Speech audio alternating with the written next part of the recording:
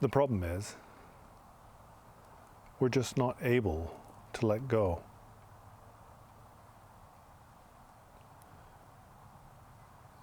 We're not able to let go of past trauma. We're not able to let go of difficulties that arise in the present moment. And we're not able to let go of our plans for the future. But this is a vicious cycle. For example, as a young man, then I may have made various goals for myself, things I wanted to achieve and accomplish in the future. As time goes by, then those goals become more difficult to achieve.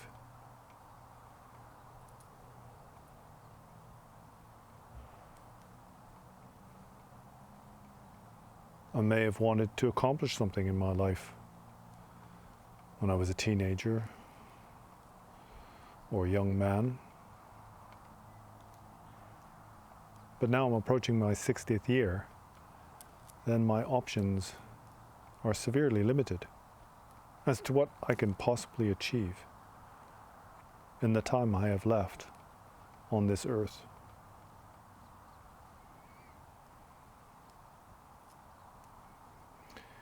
And once those future plans become past regrets, then we get trapped into a vicious circle. We go from clinging to future accomplishment to regretting the past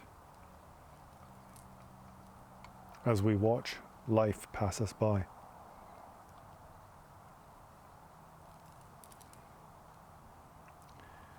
All this hardship and suffering arises for me in the present moment.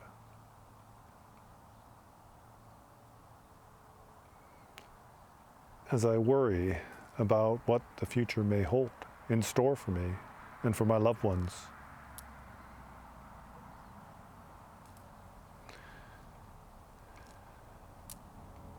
And can't forget the things that went wrong in the past.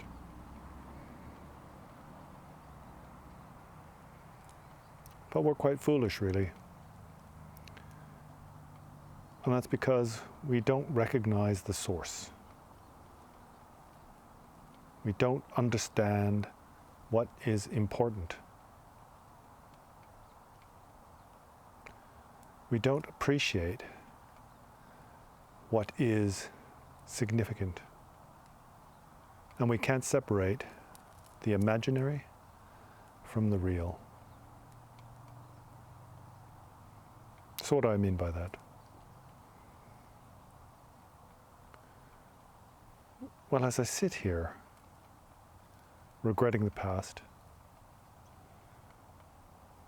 not being able to let go of past trauma and hardship, and worrying about the imaginary future, what I don't recognize is that all of this is happening here and now, in the present moment.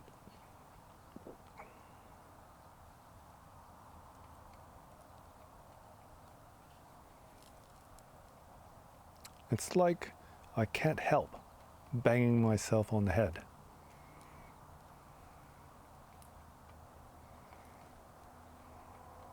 It's as if I'm hell-bent on bringing about my own downfall. Because all that worry and concern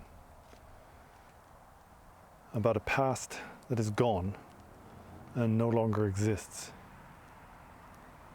and a future that hasn't happened yet, I torment myself in presence.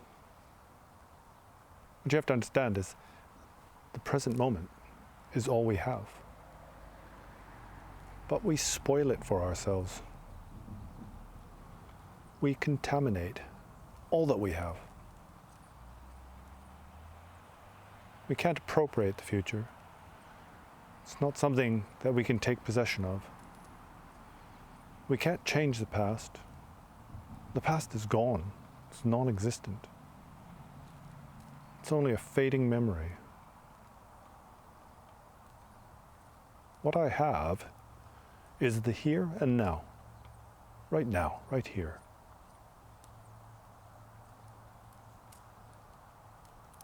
This tangible, cogent moment of experience. The source of all possibilities. The source of potential happiness and sorrow.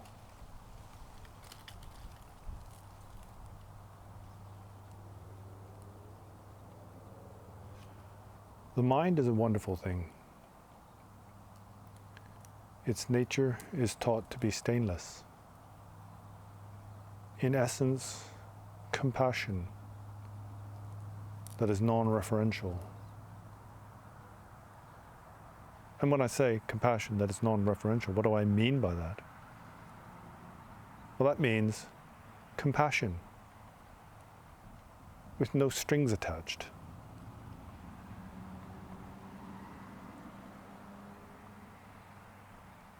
Compassion that is neither indebted nor transactional. It's what we call purity. But we seldom engage with authentic reality.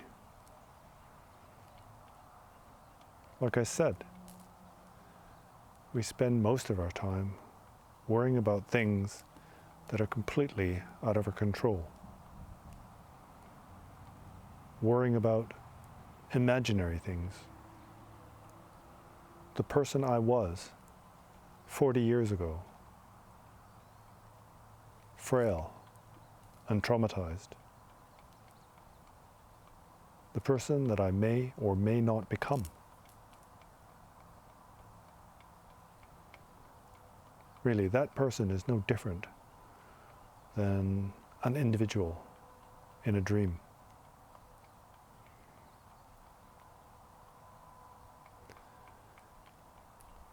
So I'm going to share something quite difficult with you. It's not easy. I mean, in general, it's not easy putting yourself up on the internet for all the world to see. To make yourself the target of others' derision, but also the object of their faith and love. It's much easier to remain hidden, to keep private.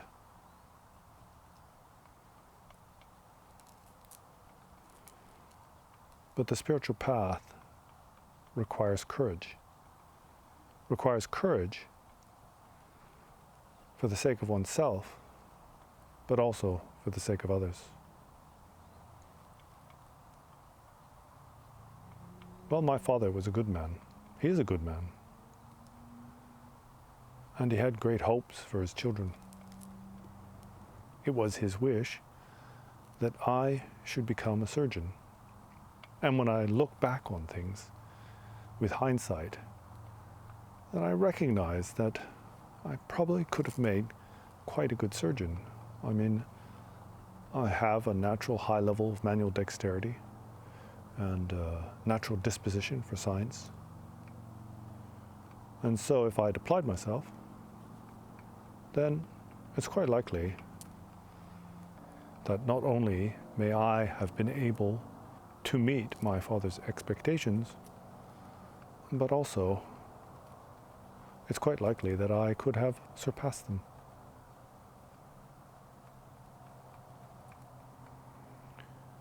But as a young child or young man, then I had no belief in myself. I didn't feel capable of undertaking such a monumental task. And besides, I was too traumatized.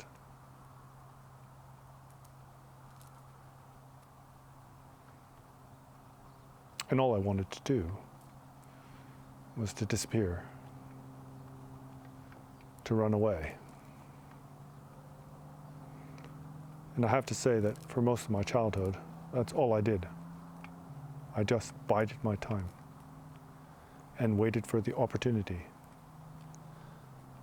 to go forth from the household and disappear into an unfamiliar world. So as a young child or young man, then my fear of future failure or fear of the unknown crippled me and stopped me from accomplishing my aims in life, and also my inability to let go of the past, to let go of the pain, stopped me from developing. And now that I am an old man, then from time to time, I give rise to regret. I think if I'd applied myself, then now I could be quite a skilled surgeon. And also, having acquired those skills and that experience, then I would be in a good position to help those in need. For example, in Gaza, or on the front lines of the war in Ukraine.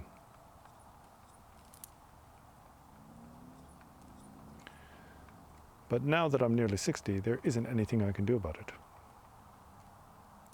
There isn't time. I'm too old. That opportunity has passed. And so quite sincerely, I give rise to regret. So is it the case that I don't have belief in the spiritual path? Well, no, that's not the case. I have very strong belief and conviction in the spiritual path. But I also recognize how difficult it is to bring benefit to others through the Dharma, when oneself hasn't realization and accomplishment on the spiritual path. How very difficult it is to be of benefit. I mean, ultimate benefit, not worldly benefit.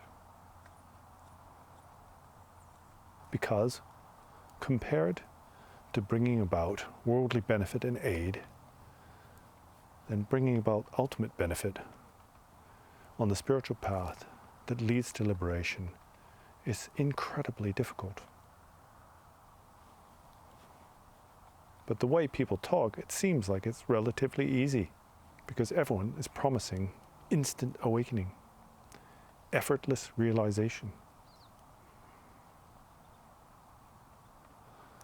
But I've been around in the Dharma long enough to realize that that's just foolish talk.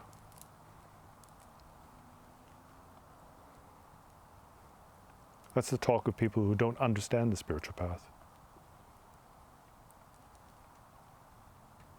I mean, there's a reason why they teach that awakening and liberation are spontaneous and effortless. But unless you yourself have studied, then you won't understand why that is. So as usual, what happens is we hear these high words. We hear things that sound very appealing to us. And out of our wishful thinking, and we try to imagine how easy it will be to achieve awakening and liberation from the mundane world.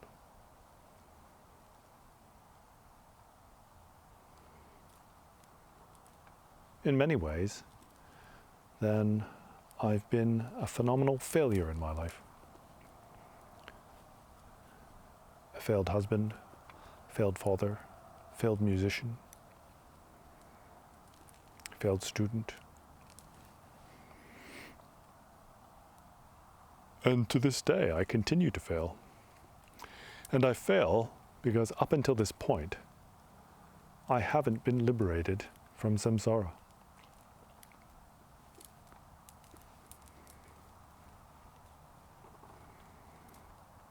And so in many ways, it'd be a hell of a lot easier if I just had some useful worldly skills. If I was a surgeon, I could do something that seemed quite grand to save a life. Again, this comes from this desire for a positive narrative, a future in which I will act heroically.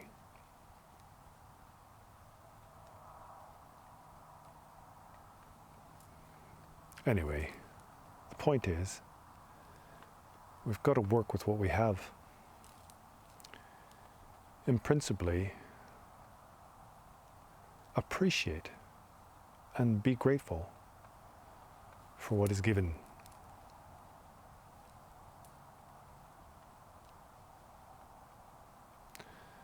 Because you can spend all your life worrying about the past or planning for the future. And in doing that, then you miss out on the only thing you have.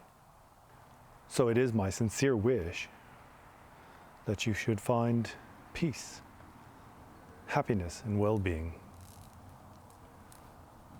and progress swiftly along the spiritual path to final awakening and liberation from the mundane world.